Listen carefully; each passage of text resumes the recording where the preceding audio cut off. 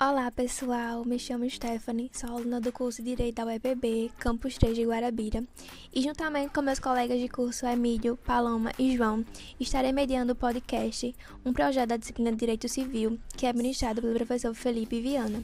Iremos abordar o tema Direito ao Esquecimento, falando de sua origem, as noções gerais e a atual posição do STF. Para essa conversa, contaremos com a ilustre presença do advogado e professor universitário Felipe Martins. E eu, Emílio Santana, irei começar esse podcast falando um pouco sobre a definição e o conceito de direito ao esquecimento. Você sabe o porquê desse nome, a sua origem e qual a sua finalidade? Então vem comigo. O direito ao esquecimento, ele se originou-se no direito penal. Ele trata-se de uma garantia concedida ao penado após cumprida sua sentença perante o Estado de não mais carregar aquele rótulo de infrator, o que dificultaria sua recolocação na sociedade. Ou seja, trata da possibilidade de desconsideração e abstrução de fatos vexatórios ocorridos no passado, entendidos como danosos à índole e à privacidade do indivíduo. O direito ao esquecimento, ele é um direito de personalidade não previsto na legislação, mas que socialmente ele é reconhecido e protegido no ordenamento jurídico. Isso porque, galera, está intimamente ligado à imagem e à vida privada e à honra da pessoa. A gente vê no Código Civil que temos a previsão de tutela preventiva e reparatória aos direitos da personalidade. É o que dispõe o artigo 2º, que diz o seguinte: pode-se exigir que cesse a ameaça ou a lesão a direito da personalidade e reclamar perdas e danos, sem prejuízo de outras sanções previstas em lei. Por isso, podemos considerar que o direito ao esquecimento, ele pode ser um direito de personalidade.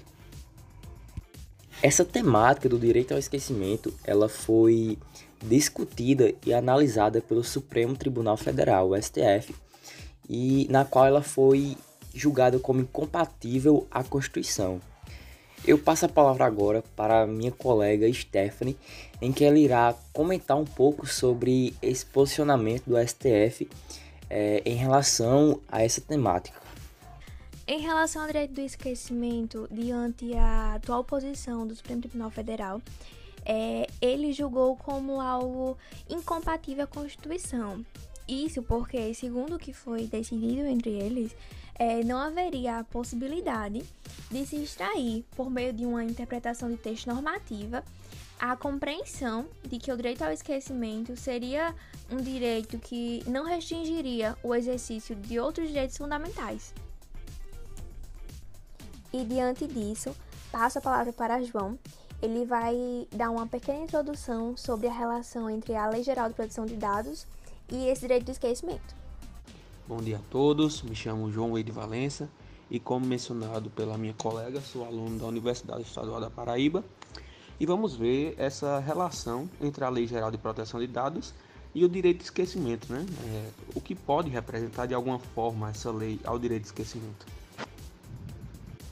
Bem, a legislação brasileira, também conhecida como LGPD, integra e orienta o sistema de proteção de dados brasileiros e rege a respeito da privacidade, a liberdade de informação, de opinião e de comunicação, a inviolabilidade da imagem, da honra e da intimidade. E também tem como legítima norteadora a proteção e o controle sobre o compartilhamento de dados pessoais dos cidadãos brasileiros, segundo a nova legislação.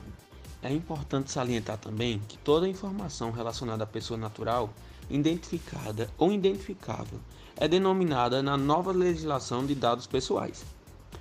Também a sua gestão deverá ser realizada de maneira precisa e segura, pautada no conhecimento prévio, na manifestação livre pela qual concorda com o tratamento de seus dados pessoais para uma finalidade determinada. Verifica-se também, em uma breve análise, que o objetivo da LGPD possui respaldo no tratamento de dados pessoais de forma a assegurar um maior controle de informações que os sistemas virtuais possuem sobre as pessoas naturais. No entanto, quais parâmetros a legislação traz no tocante ao direito ao esquecimento? Além de criar órgãos específicos para a proteção de informações virtuais, a LGPD institui também a necessidade do consentimento prévio e expresso do titular para o tratamento dos seus dados e, consequentemente, estabelece numerosas sanções para os infratores da referida lei. Analisando os dados anteriormente citados, constata-se, portanto, que indubitavelmente a legislação criada serve como uma forte aliada no combate do uso indevido de dados e informações. Então, agora eu vou passar a palavra para minha colega Paloma, que irá falar um pouco sobre as 3 correntes do direito ao esquecimento.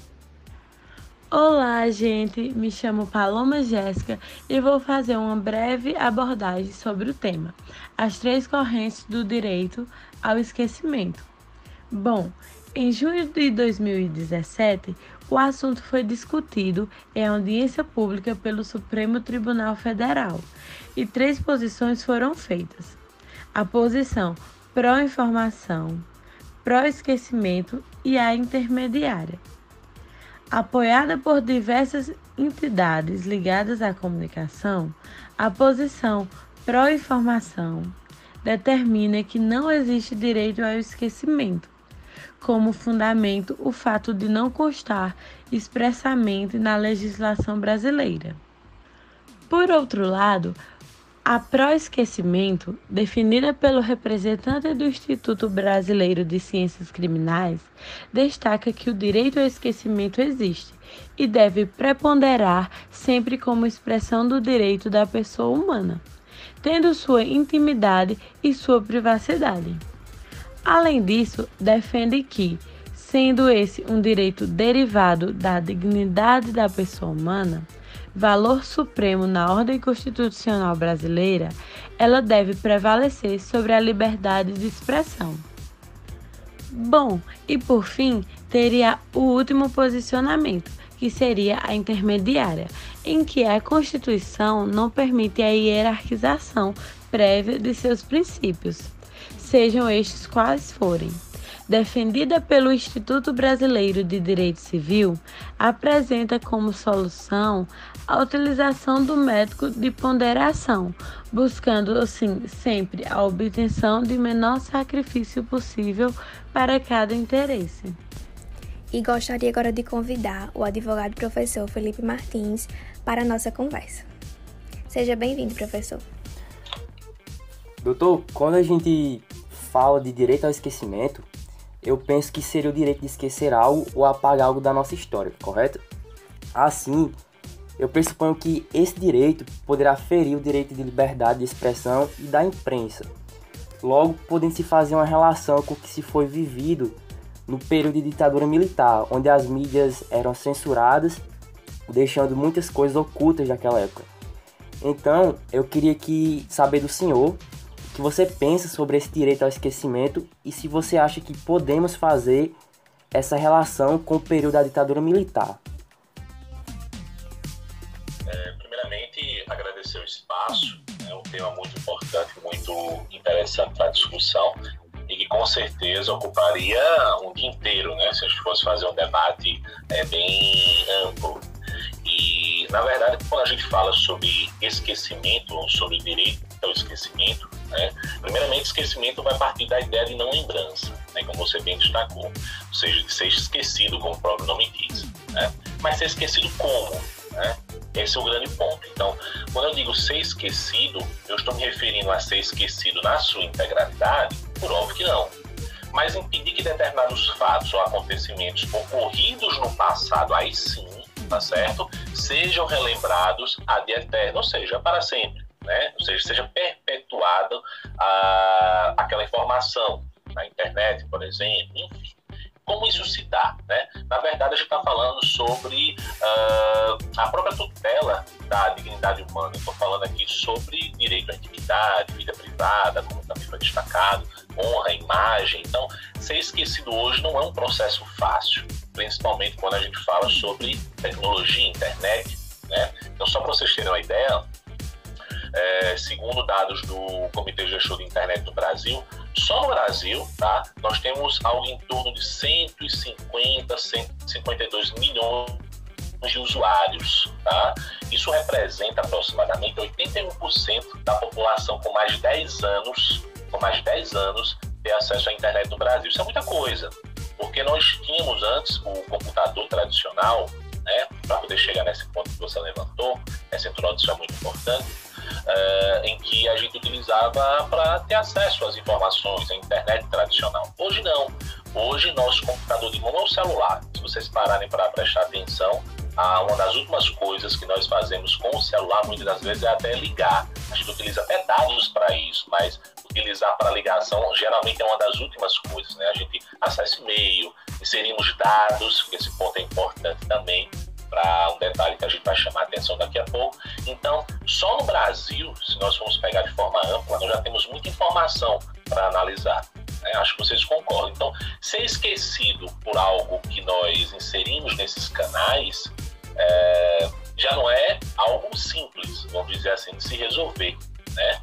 Mas nós vamos ter muitos conflitos, na verdade, legais nesse meio do caminho, que a própria legislação vai aperfeiçoando e que a gente vai enxergando aí novos atos, né? Por exemplo, quando se fala acerca do direito à memória, né, o direito ao esquecimento, foi colocado. Então, eu posso ter aqui a ideia, vamos dizer assim, né, do direito ao esquecimento, que vai partir da premissa da pessoa não ser lembrada por fatos que aconteceram no passado, mas aí eu posso ter esse conflito, né? E a liberdade de informação, a liberdade de imprensa, por exemplo, né? Como é que fica essa realidade? Então, será que eu vou estar falando aqui sobre limitações, né, de direitos, uma vez que eu vou estar afetando algo que já ocorreu no passado e que a priori eu posso trazer ao esquecimento, né? Esse é o grande debate que nós vamos ter aqui no decorrer dessa conversa. Boa tarde, doutor Felipe. Bom, eu acho bem interessante pontuarmos o primeiro caso ocorrido aqui no Brasil de direito ao esquecimento. Ele teria ocorrido em 1958 e é conhecido como Haja Pública. A mesma foi vítima de violência seguida de morte, praticada por 3 jovens que a atiraram do alto de um edifício em Copacabana, no Rio de Janeiro. Após tal tragédia, os irmãos de Aida Cury entraram na justiça com um pedido de indenização à Rede Globo, pois eles teriam divulgado o nome da vítima, fotos, cenas do evento delituoso.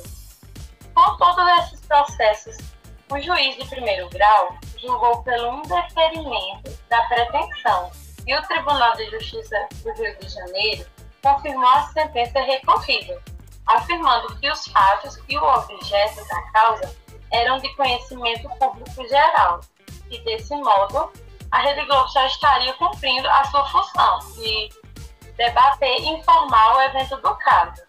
E com essa insatisfação da decisão, os irmãos da vítima procuraram o STJ, invocando assim estar presente o direito ao esquecimento, a favor da memória da mesma e de seus familiares. A decisão do STJ mais uma vez os desagradou, pois em julgamento o tribunal teria determinado que deveria prevalecer a liberdade de impressão e de expressão, como falou o nosso amigo Emílio, uma vez que a reportagem abordava fatos jurídicos, negando assim a pleiteada indenização aos recorrentes. Bom, agora eu gostaria de saber a opinião do nosso convidado, o senhor, sobre esse primeiro caso ao direito ao esquecimento. Perfeito. Nós tivemos aqui no Brasil, na verdade, 2 casos que são bem conhecidos, né? Esse que você citou, da Aida Cury, e nós tivemos um outro caso que pegou o mesmo direcionamento, que começou nessa mesma perspectiva, né? Mas esse debate sobre direito ao esquecimento ele vai ganhar um destaque mesmo, inclusive aqui no Brasil, a partir de um caso que aconteceu na Europa. Isso é interessante, né? Lá em 2014, quando o Tribunal de Justiça da União Europeia vai se manifestar no sentido de desindexar, né? Quando eu digo desindexar, é tirar o acesso a informações envolvendo uma pessoa que tinha casos, né, que já foram resolvidos, envolvendo dívidas, enfim. E sempre quando ele ia lá no Google, que ele digitava, apareciam ainda essas informações. Então, essa referência 2014 lá na Europa, ela vai servir aqui de fundamento para vários pontos que vão ser, né, ou seriam no futuro discutidos aqui no Brasil. Inclusive, isso acabou ensejando uma ação contra o Google. Lembrando que, quando a gente fala de Google, de indexar informações, não é simplesmente para que a Google apague esses dados, porque a Google não tem acesso, ela apenas reflete esse acesso, né, por meio de canais de busca, então ela não tem acesso a essa informação para ela poder suprimir. Esse é um primeiro ponto que é interessante destacar. Ela apenas cria um meio para que o internauta ele possa ter acesso à informação, mas ela não apaga a informação por si só. Então, esse primeiro passo que foi dado na Europa, né, assim como outros que aconteceram até nos Estados Unidos, lá na década de 60, enfim, vai fazer com que aqui no Brasil essa discussão chegue muito forte. Tá? Aqui no Brasil, como você bem destacou, nós tivemos o caso da Aida Cury e nós tivemos um outro caso também, que foi a da chacina da Candelária, que eu acredito que vocês devem se recordar bem, né, do que aconteceu, enfim, devem ter ouvido da mídia. E por que eu chamei a atenção, além do caso que você trouxe, também para da chacina da Candelária? Porque foram dois casos que foram apresentados de forma semelhante, né? Assim como aconteceu com o que você destacou, da Aida, né, que foi brutalmente assassinada, e isso gerou uma comoção muito grande na época, até hoje gera, e foi reproduzido por um canal, né, por uma TV no programa, né, mais especificamente TV Globo, no Linha Direta, tinha várias séries, Linha Direta Justiça, Linha Direta Mistério, e uma dessas apresentações, né, foi bastante criticada, porque em que pese, e aí eu estou trazendo os dois casos para a gente entender o porquê do caso ter chegado tão longe, né, dessa perspectiva. Quando a gente fala do caso da Aida Cury, né, que vai acontecer lá em 93 especificamente, nós vamos ter um grande, como é que eu posso dizer, uma grande distinção em relação ao caso da chacina da Candelária, em que pese o seu direcionamento tivesse sido um tanto padrão na justiça. Por quê? Porque quando você passa a ter um caso que foi exposto novamente, você que é familiar, por exemplo, já passou por um longo período de discussão e você já parte daquele seu esquecimento e aquilo cai novamente na mídia, né? A família nunca esquece, mas ela passa por um período de, como é que eu posso dizer, de não acesso, de não ficar relembrando aquela informação. E quando a mídia traz, automaticamente eu vou ter o quê? Eu vou ter o ressurgimento da dor, eu vou ter, mais uma vez, o despertar do sentimento triste que aquela família, os seus familiares tinham vivido na época. E aí, quando nós pegamos um exemplo da chacina da Candelária, a chacina da Candelária, para quem não lembra, foi um caso chocante que aconteceu também, em que várias pessoas foram assassinadas em frente à igreja da Candelária no Rio de Janeiro, enquanto elas dormiam, alguns adolescentes, crianças, enfim. E aí nós tivemos também no Linha Direta uma representação, inclusive com aquele processo de simulação, enfim, dos dois casos, né? Um em 2006 e o outro em 2008. E foram casos que foram considerados semelhantes, mas que na verdade tinha uma pequena distinção, uma pequena diferença. Por quê? E esse caso que foi destacado, né, o da Aida, ele foi inclusive aquele que foi alvo da grande discussão no STF. Por quê? Porque enquanto no caso da chacina da Candelária, quando o caso foi reapresentado, né, por meio de todos aqueles processos, simulação, enfim, o caso era conhecido como a chacina da Candelária. E o caso da Aida é conhecido como o caso Aida Cury. Então vocês vejam a representação. E eu tenho que trazer a imagem da vítima, né, no caso da Aida, para que o caso fosse apresentado. No caso da chacina da Candelária, né, eu não precisaria mencionar diretamente, ou a priori eu não precisaria mencionar quais foram as pessoas envolvidas na situação. Né? E assim, foi mencionado, em que pese uma das pessoas tivesse sido absolvida, o caso foi mencionado. E uma vez mencionado, tiveram as ações judiciais, né?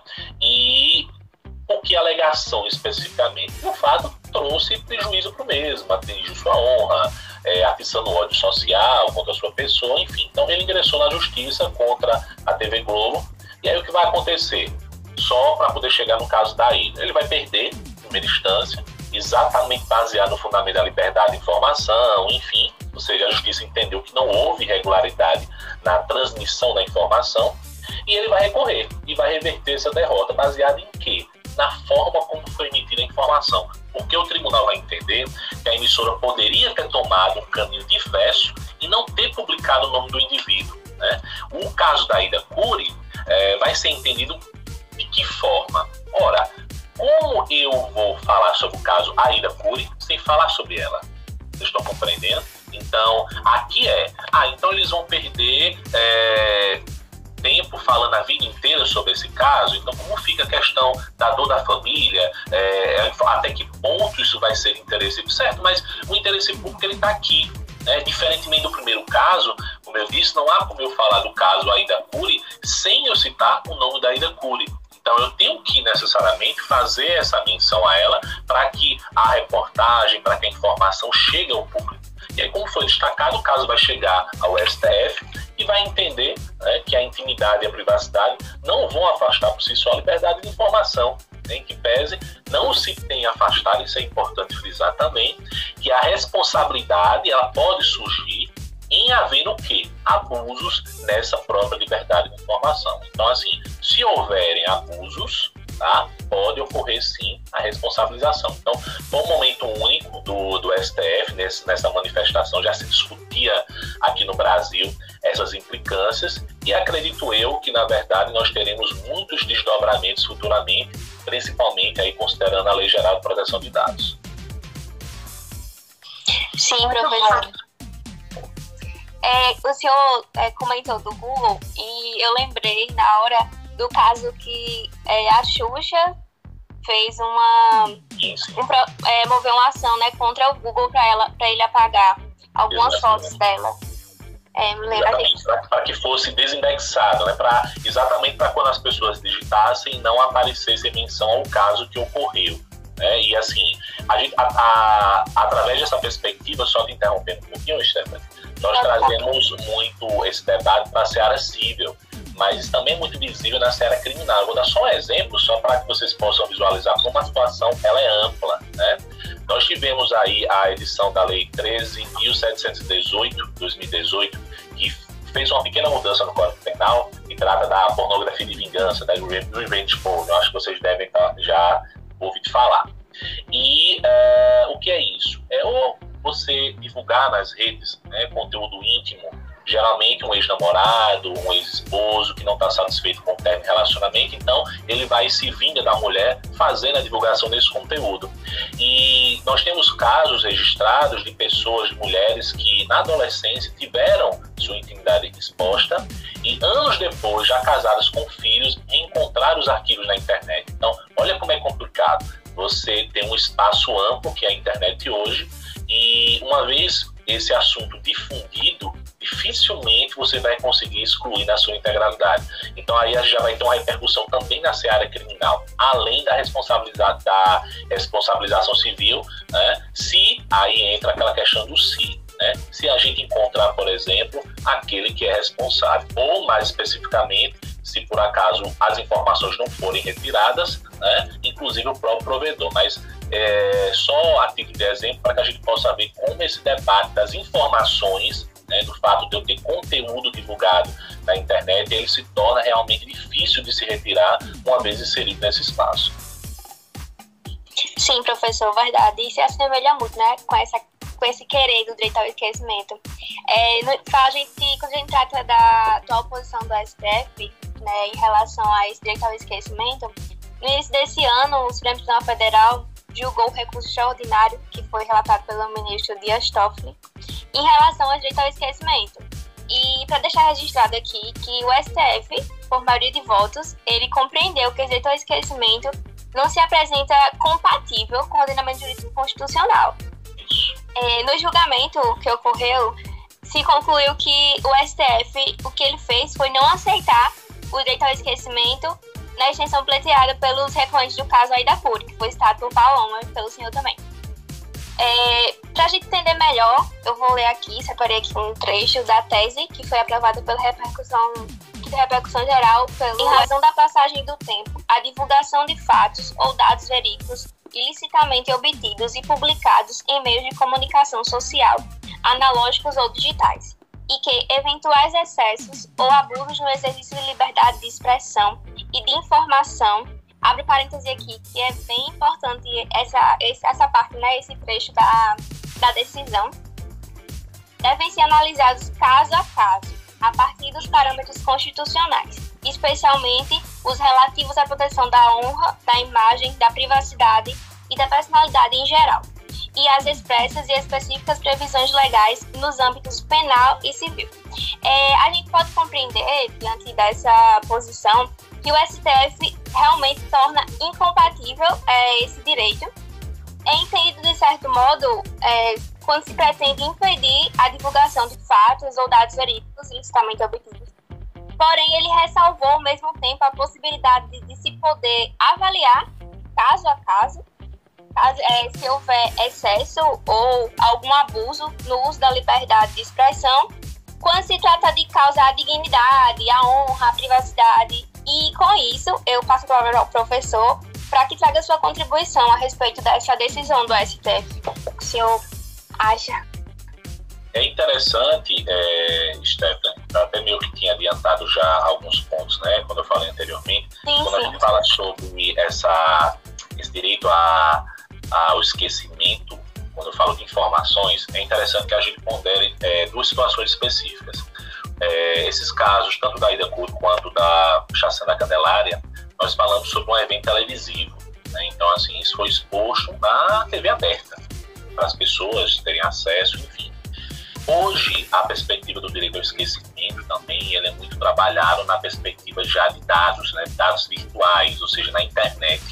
Inclusive, eu também estava destacando para vocês. Lá na Europa, esse debate, esse diálogo já é muito forte, inclusive, né? Porque nós utilizamos, como eu já disse, a internet, o ciberespaço, ele é o nosso espaço que, assim, se essa pandemia, por exemplo, tivesse acontecido no meados dos anos 2000, né, como a realidade nossa seria diferente.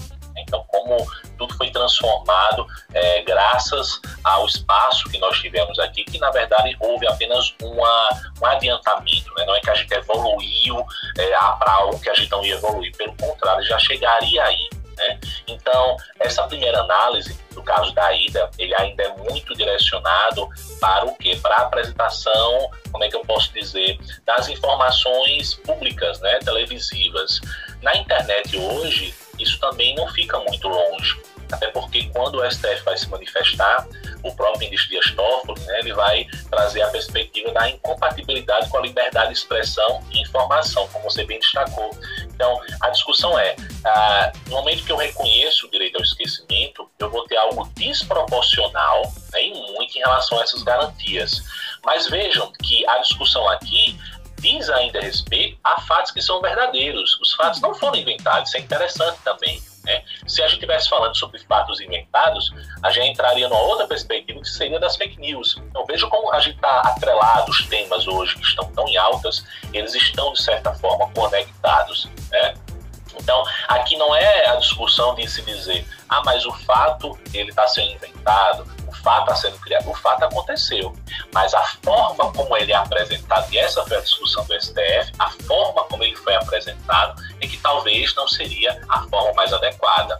Então, aqui, por mais que não se fale em direito à indenização, por mais que não se fale em reconhecimento em alguns dos casos, mas a justiça já tinha tido esse direcionamento, inclusive, de reconhecer esse direito da pessoa ser esquecida, né? Aconteceu no caso da Chacina da Candelária, que houve até indenização, enfim. Mas essa decisão do STF, ela vai abrir um direcionamento para que a gente comece também a verificar como esse ato de ser esquecido, né, ou essa ação de ser esquecida, ela vai repercutir, por exemplo, em outros direcionamentos, como no que diz respeito à aplicação da LGPD em relação a dados que hoje, cada vez mais, né, só aumentam e só geram mais discussões, inclusive no nosso direito. Olá, professor. Olá, João. Tem uma dúvida muito pertinente, né? Acredito que seja a relação da LGPD, né, que é a Lei Geral de Proteção de Dados, com o direito ao esquecimento. Essa correlação. Eu queria saber qual é, por favor. Certo. A LGPD, ela vai surgir exatamente para garantir Qual é o intuito da LGPD? É garantir nada mais nada menos do que segurança, controle, transparência, né, na coleta, no tratamento de dados pessoais. Então, a pergunta que se pode fazer nesse direcionamento, encaixando o direito ao esquecimento na Lei Geral de Proteção de Dados, seria basicamente uma só. Vamos lá. Seria possível fazer uso da Lei Geral de Proteção de Dados para excluir dados pretéritos? Eu acho que quando a gente fala sobre... Aí entra no ponto que eu destaquei agora há pouco. Essa relação do direito ao esquecimento com os dados, né? Na Europa, como eu já destaquei, a gente já tem um direcionamento mais forte. Aqui no Brasil, nós começamos ainda com o quê? Com esse direito ao esquecimento partindo da mídia, né? Da mídia televisiva. Aqui a gente já começa a trazer uma discussão envolvendo também a perspectiva de dados. E aí eu pergunto, né? Por meio dessa lei, eu poderia, a priori, excluir, fazer uso da LGPD para excluir esses dados pretéritos? É interessante que a LGPD ela não vai trazer de forma expressa nenhum tópico ou nenhum inciso, artigo que vai falar sobre o tópico esquecimento, tá? O que ela traz lá no seu artigo 18 é exatamente aspectos trazendo ou sendo mencionados sobre anonimização e eliminação de dados, né, que vão chegar ali próximos ao tópico esquecimento, mas que inclusive na Europa já são trabalhados bastante em relação ao processo de excluir. Seria, por exemplo, eu não quero que meus dados permaneçam, né, com você, então você teria a obrigação de excluir esses meus dados. Então o que poderíamos falar hoje seria a possibilidade do titular desses dados solicitar a eliminação dos próprios, tá certo? No caso, como eu mencionei, da Corte Europeia, nós teríamos o esquecimento ligado aos dados pessoais. Aqui no Brasil, a gente ainda está amadurecendo muito debate sobre essa realidade. Hoje, o debate é muito mais de dados, por incrível que possa parecer, do que qualquer outra coisa. Então, nós vamos experimentar aí nos próximos anos um debate muito maior, tá certo? Inclusive no que diz respeito à formação de jurisprudência sobre diversos pontos que hoje não são especificados na legislação brasileira. Então, a jurisprudência vai ter um papel aí fundamental, inclusive para trazer algumas propostas de modificações que já são, inclusive, alvos de discussão na própria legislação, quem sabe aí na própria lei geral. E com isso, finalizamos o nosso podcast. Muito obrigada, professor, pela sua participação, pela sua contribuição. Eu que agradeço, pessoal. Assim, é uma alegria poder participar. Agradecemos em especial ao nosso mestre e orientador Felipe Viana. Agradecemos também a todos os ouvintes. Obrigado a todos e assim ficamos por aqui.